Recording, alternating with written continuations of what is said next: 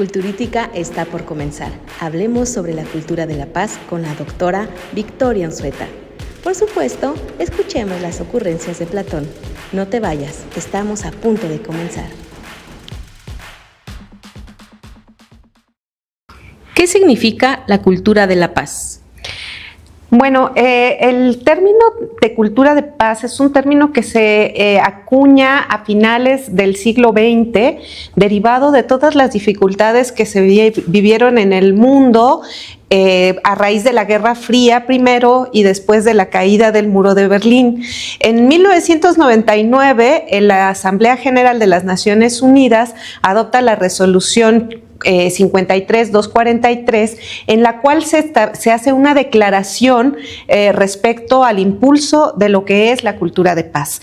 Y ahí la define como el conjunto de condiciones creadas por el hombre para generar el mayor desarrollo posible.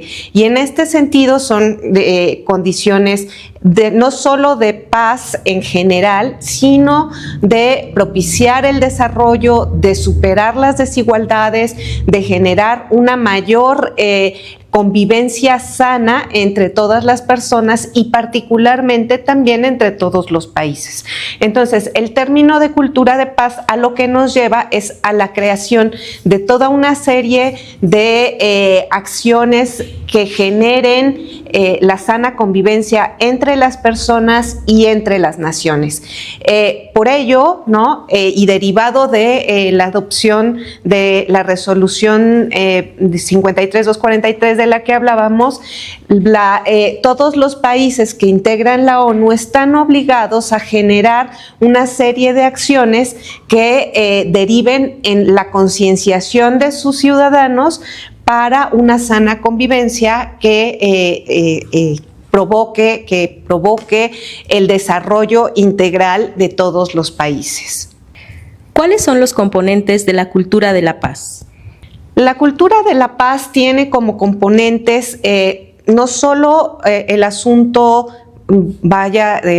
decirlo así, no solo el asunto cultural, es una composición de acciones que tienen que ver con la ética, que tienen que ver con la falta, con el combate a la corrupción, que tienen que ver también con el desarrollo económico y la disminución de las desigualdades en los países y entre los países y dentro de los propios países. No es, gratuito que la mayor impulsora de estas acciones sea la UNESCO, porque tiene que ver también con cuestiones educativas y culturales que tienen que ser implementadas desde las primeras infancias y generar así una conciencia de qué es lo que tiene cómo es que tiene que generarse una convivencia entre los ciudadanos, entre las personas y entre los países, el respeto a la diversidad, el respeto a la otredad, el respeto a toda una serie de cuestiones que tienen que ver con los derechos humanos, con la dignidad humana, y en este sentido la cultura de paz tiene una serie de componentes educativos, económicos, jurídicos, también en el aspecto el combate a la impunidad, el combate a toda una serie de factores que inciden dentro de del propio desarrollo personal de cada una de los ciudadanos. Del 2015 al 2023, la paz en México se ha deteriorado significativamente. Coméntenos brevemente la evolución de la cultura de la paz en México. Bueno, yo creo que aquí tendríamos que hablar de lo que se habla siempre que se habla jurídicamente, ¿no? Del país real y el país legal. En términos de la cultura de paz a nivel de normatividad, está inmersa, se ha logrado incorporar el concepto de cultura de paz dentro de muchos ordenamientos legales e incluso difuminado dentro de la propia Constitución, pero esto no ha servido para que dentro de la propia sociedad mexicana podamos seguir avanzando en eso que es la convivencia sana entre los ciudadanos. Y evidentemente tiene que ver también mucho con el asunto de la política exterior mexicana. Hablábamos de que la cultura de paz tiene dos niveles, el nivel entre países y el nivel entre ciudadanos. Entonces, en México lo que ha pasado es que esta disociación entre el país real y el país legal nos ha llevado a también una disociación entre lo que es el poder político y lo que las autoridades están obligadas a implementar como parte de la cultura de paz y lo que el ciudadano vive todos los días y que siente como una agresión por parte del sistema, por parte de las autoridades, por parte de muchas autoridades. Tú hablabas, por ejemplo, de la policía, pero hablamos también de los periodistas, hablemos también de las mujeres, hablemos también de las infancias, y en este sentido me parece que el problema fundamental de la falta de cultura de paz en nuestro país y de la disminución de los índices de paz en nuestro país es básicamente la agresión que el ciudadano siente cotidianamente hacia sus derechos y las violaciones que esto conlleva. ¿En qué consiste el índice de paz? ¿Cuáles son los pilares de la paz positiva? Bueno, si hablamos de paz positiva, tendremos que hablar también de paz negativa. Entonces, la paz negativa es la que se deriva, por ejemplo, de la Guerra Fría, ¿no? En donde había evidentemente un conflicto, pero no había un conflicto armado. Entonces, teóricamente vivíamos en paz, pero en realidad había un conflicto que se estaba desarrollando en este periodo. A la caída del muro de Berlín es cuando se empieza a generar el concepto de paz positiva. Es decir, la paz positiva es aquella en la que se genera el desarrollo, en la que se genera toda no solo el desarrollo económico, sino el desarrollo de todas las personas que en donde ven sus derechos humanos respetados, en donde están todas las autoridades actuando en beneficio de la sociedad, de las sociedades, y en términos internacionales, en donde se genera el desarrollo de todos los países y la superación de todas las desigualdades. Por eso hablamos de paz positiva y de paz negativa. En este sentido, el índice de paz lo que mide es cuáles son los factores que inciden dentro de la vida cotidiana de cada país, en la vida de los ciudadanos. ¿Cuáles son los factores que inciden positiva o negativamente dentro del desarrollo de los ciudadanos, y cómo esto genera o no una violencia hacia ellos?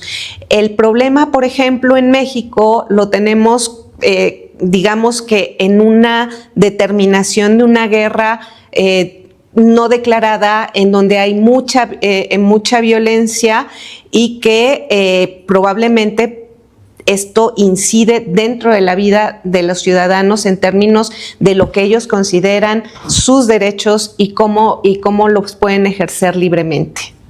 ¿Qué implicaciones tiene para la democracia un alto o bajo índice de paz? Bueno, lo acabamos de vivir básicamente, por ejemplo, en términos electorales. La violencia y la generación de factores que inciden en un bajo índice de paz nos va a dar una menor calidad democrática de la vida democrática. Es decir, si hay un territorio que está controlado por un grupo delincuencial, las personas no pueden ejercer sus derechos a cabalidad, no pueden salir, por ejemplo, en las noches, no pueden hacer una vida cotidiana común y corriente y, por supuesto, no pueden votar libremente. Entonces, esto va a incidir en la calidad democrática de las elecciones en este caso. Pero en términos normales, en términos de la vida cotidiana, como se vive todos los días, tenemos una serie de factores que van a incidir en esta calidad democrática, y estos factores que vienen derivados del índice de paz y de la calidad de la democracia tienen una incidencia fundamental en la vida cotidiana de todas las personas. No podemos pensar en una democracia viva, en una democracia que es fuerte si nosotros no tenemos un índice de paz alto. En 2023, 3/4 partes de la población del país percibió como insegura la entidad en la que reside. ¿Cuál es el índice de paz en México? ¿Cómo se evalúa la paz en nuestro país? Bueno, evidentemente, como hablábamos, hay diversos factores que son económicos, jurídicos, educativos, etcétera. El problema en México son los altos índices de violencia que vivimos, y esta violencia derivada de la confrontación entre grupos armados, entre grupos delincuenciales que tienen, a final de cuentas, controlados ciertos territorios. En este sentido, me parece que en México el índice de paz está fundamentalmente afectado por este factor, y no podemos hablar de un índice de paz que genere desarrollo. No podemos hablar de una paz positiva, como lo habíamos explicado. Tenemos que hablar de una paz negativa en términos de lo que significa la confrontación o la amenaza de confrontación armada entre los grupos de delincuencia organizada. Y estamos hablando, por ejemplo, de cosas tan simples como que una familia va de vacaciones a la playa en Cancún y uno de los niños, de los hijos, termina en medio de un tiroteo muerto, ¿no? Entonces, ¿cuál es la calidad de la paz y cuál es la calidad de la democracia cuando tenemos esta amenaza pendiente de nuestras cabezas todo el tiempo, ¿no? Entonces, yo no hablaría de un índice de paz en México. Tendríamos que hablar de un estado de guerra soterrado.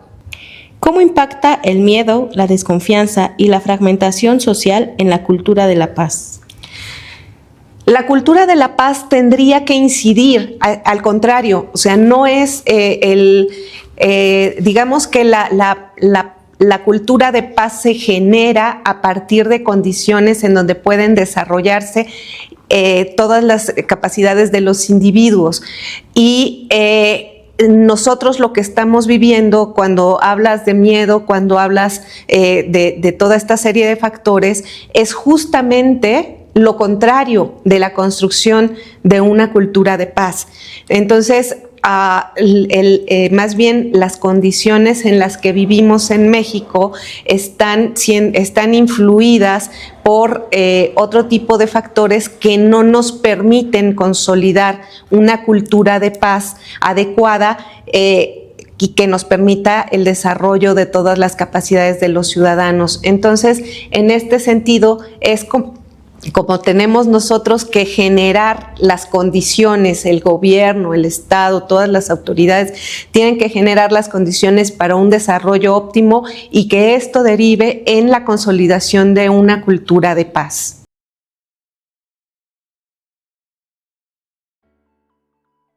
Platón, ¿y ahora qué estás haciendo? Vine a presentar una queja ante la Comisión Nacional de los Derechos Humanos, cuya misión es la defensa, promoción, estudio y divulgación de los derechos humanos reconocidos en la Constitución mexicana y los tratados internacionales suscritos por México. Para que me entiendas, la CNDH es una especie de guardianes de los derechos humanos. Órale, Entonces aquí es donde debo acudir en caso de que mis derechos humanos hayan sido violados por acciones o omisiones de las autoridades, o por ejemplo, por su tolerancia o anuencia a conductas ilícitas que realicen particulares o agentes sociales. Pero, ¿en qué casos la CNDH no puede intervenir?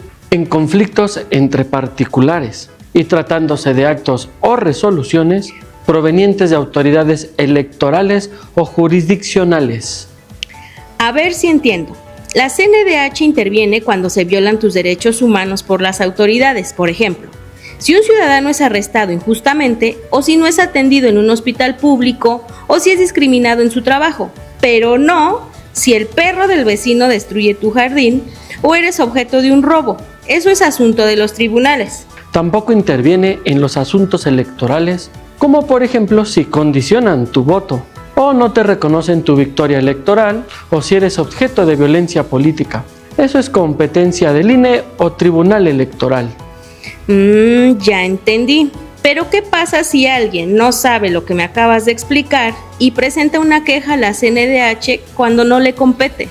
La CNDH te remitirá a las instancias correspondientes para la atención de tu queja. No obstante, para que sepas cuando tus derechos humanos son violados, te recomiendo que consultes el catálogo para la calificación publicado por la Comisión de Derechos Humanos de la Ciudad de México. Excelente recomendación, porque quien no conoce sus derechos no los puede exigir y mucho menos defender.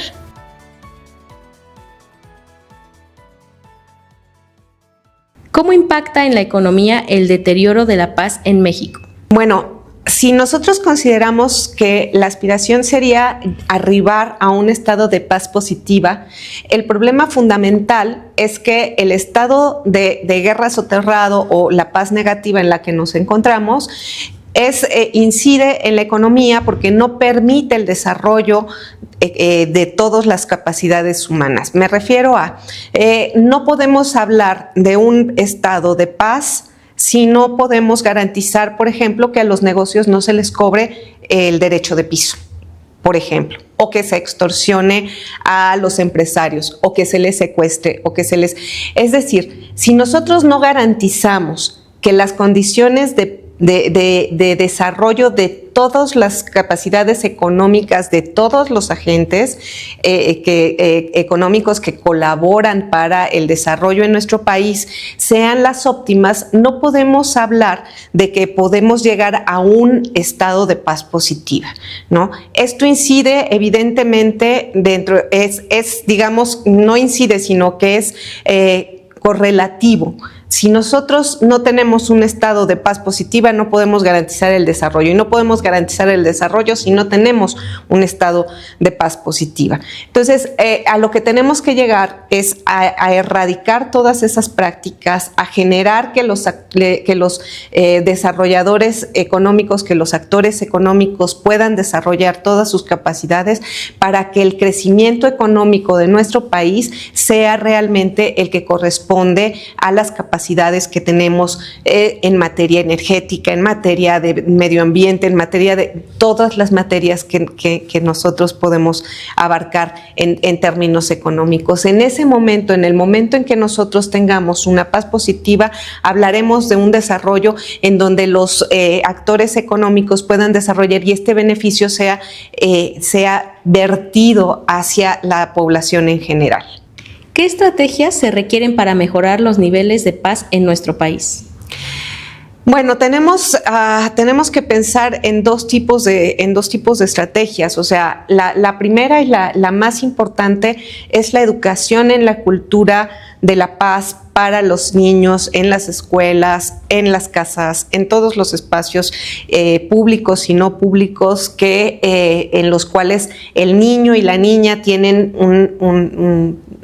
desarrollan su vida diaria, ¿no? Esto en un primer término. Y no solo es hablarles de la cultura de paz, es generar que entre la convivencia que hay entre niños y niñas realmente haya una convivencia sana. Esto es evitar la violencia escolar, evitar el bullying, evitar la discriminación, generar que que niños y niñas tengan las mismas oportunidades en todos los aspectos. Y esto pasa también por una reeducación de padres de familia, de sociedad, de toda la gente que tiene que ver con la generación de estas oportunidades. Entonces, me parece que ese es un primer término. En un segundo término podemos hablar o tendríamos que hablar de la consecución realmente de un estado de paz en términos de lo que significa la violencia de la delincuencia organizada y las condiciones de seguridad en las que desarrollamos nuestra vida cotidiana. Hablábamos en el segmento anterior, en la pregunta anterior, respecto a las condiciones económicas del país, pero también tenemos que hablar de impunidad, también tenemos que hablar de toda una serie de fenómenos que ahora estamos viendo, por ejemplo, el asunto de las madres buscadoras, el asunto de los desaparecidos. Tenemos que hablar de toda una serie de cuestiones que tienen que ver con el ámbito de la seguridad para que esto genere las condiciones en las cuales todos podamos desarrollar nuestras capacidades al máximo. ¿Qué impacto tiene en la paz la inseguridad, la desigualdad y la pobreza que enfrenta México? Bueno, lo hablábamos ya un poco en la pregunta anterior, y en este sentido me parece que es muy importante tener claridad respecto a que son dos aspectos separados, pero que tienen que ir imbricados para que la cultura de paz y la paz en general podamos llegar a un estado de paz en ese sentido. Como decíamos, una parte tiene que ver con la convivencia que se establece en los centros escolares, que se establece en las propias familias. No vamos a poder hablar de una cultura de paz si seguimos teniendo violencia familiar, si seguimos teniendo violencia en las escuelas, si no tenemos un ámbito de desarrollo sano para las niñas y para los niños. Pero por el otro lado, tenemos también una serie de cuestiones que impactan directamente en la vida cotidiana de todas las personas, y que es el robo, es el homicidio, es el feminicidio, es toda una serie de cuestiones que directamente impactan en la vida de las personas y que no permiten que las y los ciudadanos ejerzan sus derechos humanos en todo su esplendor. Me refiero, por ejemplo, el asunto no solo de los desaparecidos. Me refiero, por ejemplo, a la búsqueda que tendría que hacer el Estado y las agresiones que, por el otro lado, sufren las madres buscadoras que buscan a sus desaparecidos, pero que hacen el trabajo del Estado. El Estado no está generando las condiciones, primero, para que las personas en nuestro país no desaparezcan, y segundo, para que las personas que buscan puedan desarrollar sus labores en completa seguridad. Es decir, tenemos problemas estructurales que violentan los derechos humanos de todas las personas, y mientras no haya respeto a los derechos humanos, no va a haber una calidad de vida que nos permita hablar de paz positiva y de una cultura de paz en desarrollo. ¿Cuál es la influencia de los medios y las redes sociales en la cultura de la paz? Bueno, digamos que los medios y las redes sociales se han convertido en un factor fundamental de convivencia entre las y los ciudadanos. No podemos pensar en un X acontecimiento que no se ha tratado en las redes sociales. Y el problema es que los medios han sido regulados y han tenido una serie de disposiciones, digamos, normativas que les permiten tener una interacción digamos, positiva con los ciudadanos, pero en términos de lo que significan las redes sociales, no se ha podido llegar al punto en donde ni hablemos de censura pero que tampoco generemos una serie de actitudes que dentro de las propias redes sociales son violentas y generan violencia en contra de las personas. Entonces, tenemos que las redes sociales y los medios se han convertido en un factor fundamental de la vida cotidiana de las personas, y en este sentido tenemos que ser conscientes de que todo lo que en ellos pase influirá en la vida cotidiana de cada uno de nosotros y de nosotras. ¿Cuál es el impacto de la posverdad en la cultura de la paz? Bueno, hablemos un poquito de qué es la posverdad en primer término. La posverdad es un término que se acuña a partir de los años 2015, 2016, en relación con una realidad alterna que se genera, que generan actores políticos que no coincide con la realidad física o la realidad que vivimos todas y todos. Entonces, específicamente se empieza a fundamentar a partir de lo que Donald Trump empieza a señalar como parte de su discurso político en su primera elección, su primera campaña presidencial, y entonces vemos cómo generan una situación de rechazo o no rechazo a partir de datos que no necesariamente son verídicos, ¿no?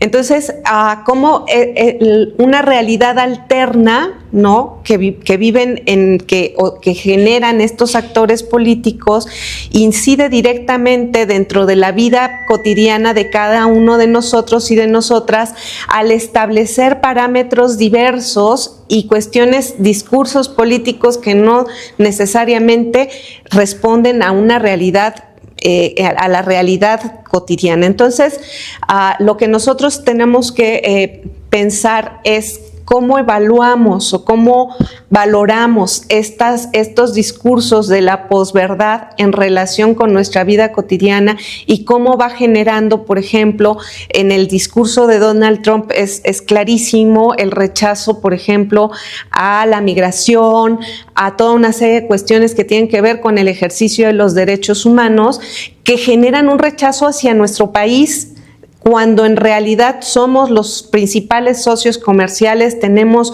una serie de relaciones económicas, sociales, la gente, los migrantes que viven en Estados Unidos de origen mexicano son muchísimos, y que este rechazo genera una serie de agresiones hacia nuestro país y hacia nuestros connacionales en territorio norteamericano, y genera confrontación y genera no paz, genera una situación de violencia, una situación de violación a los derechos humanos nuestros y de nuestros connacionales allá. ¿Qué hacer para fomentar la cultura de la paz? La cultura de la paz tendría que ser parte intrínseca, tendría que ser una parte importantísima del quehacer de todas las autoridades, en todos los niveles de gobierno y en todos los aspectos. Me parece que si bien es cierto que se ha dado énfasis en la cultura de paz, que tiene que ver con las escuelas y con todo lo que tiene que ver en el sistema educativo nacional, también tenemos que ver que espacios de deliberación y de generación de acuerdos, como deberían de ser los órganos legislativos, también debieran ser espacios de concertación y de construcción de paz. Y no lo estamos viendo. Estamos viendo también una cultura de confrontación, de desinformación, una cultura en la que nosotros no podemos generar una convivencia sana entre las y los ciudadanos, y nuestros propios representantes no están generando esa cultura, ese diálogo, esa construcción de acuerdos toda esa parte, digamos, que tiene que ver con la convivencia sana. No podemos hablar de una construcción de cultura de paz cuando en las mañaneras todos los días se descalifica a reporteros, a periodistas, cuando se exhiben datos personales de las personas que no les son gratas al presidente de la República. No podemos hablar de una cultura de paz cuando tenemos a una señorita que todos los miércoles dice quiénes están de acuerdo o no con el presidente. No podemos hablar de una cultura de paz cuando lo que se privilegia es el ejercicio de los recursos a través del Ejército y de la Marina y no a través de instituciones tan primordiales como las instituciones de salud o las instituciones educativas. Entonces, creo que esta construcción de paz, que esta construcción de una cultura de paz también tiene que surgir de todas las instituciones del gobierno, que tendría que ser una obligación de todos los funcionarios públicos defender los derechos humanos, como ya está en la Constitución, pero que desgraciadamente no lo vemos, ¿no? Y entonces lo que tenemos es un estado de confrontación perenne que no disminuye y en el que la otredad es más bien vista como un pecado y no como una oportunidad de llegar a un mejor acuerdo.